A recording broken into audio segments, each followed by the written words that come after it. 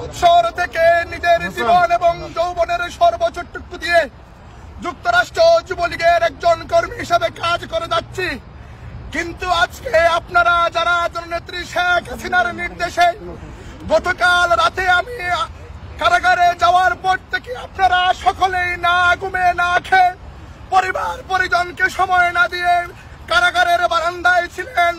আপনাদের সবাইকে আমার ব্যক্তিগত পক্ষ থেকে, আমার প্রিয় সংগঠন যুবলীগের পক্ষ থেকে ধন্যবাদ এবং কৃতজ্ঞতা জানাই। সংগ্রামী উপস্থিতি, ইতিমধ্যে আমাদের আওয়ামী লীগের সভাপতি সাহেব বলেছেন আমরা এয়ারপোর্টে যেই ঘটনা ঘটেছিল এই ঘটনার সাথে আমার অ্যারেস্টের কোনো সম্পৃক্ততা নাই। কারণ আমরা যেখানে আপনারা দেখেছেন এয়ারপোর্টে কুলাঙ্গার আক্তারকে যেভাবে ডিম নিক্ষেপ করেছিলাম, আমরা ওখানে সংখ্যায় কম ছিলাম, কিন্তু আমরা প্রতিজ্ঞা করেছিলাম যে আমরা আওয়ামী লীগের নেতা কর্মীরা এবার ভয়ঙ্কর রূপে ফিরব। তবে আমাদের বাইক অনেক, প্রায় 200 থেকে 250 নেতা কর্মীরা হোটেলের সামনে ছিলেন। আমরা কিন্তু ওখানে সংখ্যায় কম থাকলেও এখানে একা মিজান চৌধুরীর কৃতিত্ব নয়, কৃতিত্ব যুক্তরাষ্ট্র আওয়ামী লীগ, যুবলীগ, ছাত্রলীগ আপনাদের।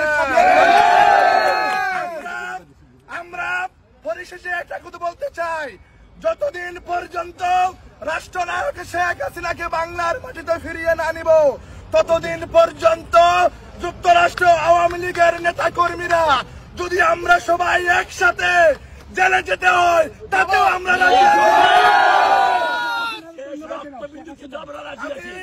ধন্যবাদ দিতে চাই যুক্তরাষ্ট্র আওয়ামী লীগের সভাপতি, যিনি আমি জেলে যাওয়ার পর থেকে আমার পরিবারের সাথে যোগাযোগ করেছেন, মাননীয় নেত্রীর সাথে যোগাযোগ করেছেন, আপনারা সকলেই নেত্রীর সাথে যোগাযোগ করেছেন, আপনাদেরকেও ধন্যবাদ। প্রিয় বন্ধুরা আমার, আমি শুধু একটি কথা বলতে চাই, কাল রাতে যখন আমার হাতে হাত করানো পড়া হয়েছিল আমি গাড়িতে ওঠার আগে বলেছিলাম শেখ হাসিনার কর্মী দেখে দাবায় রাখা সম্ভব না। গাড়িতে বসার পরে যখনই আমার বৃদ্ধ মায়ের কথা মনে পড়ে ওজনেই চোখ দিয়ে পানি আসছিল।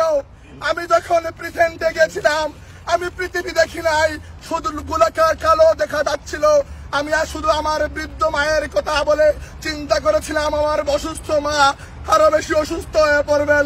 কিন্তু প্রিয় নেতৃবৃন্দ, যখন প্রেজেন্টে জেল হাজতে বসার পরে আমার বাংলাদেশের 2.5 লক্ষ কারাবন্দী আওয়ামী লীগের নেতা কর্মীর কথা মনে পড়েছে, তখনই আমাকে মনে হয়েছে আমাকে যদি আরো 2-3 মাস জেল কাটতে হয় আমি আমার দলের জন্য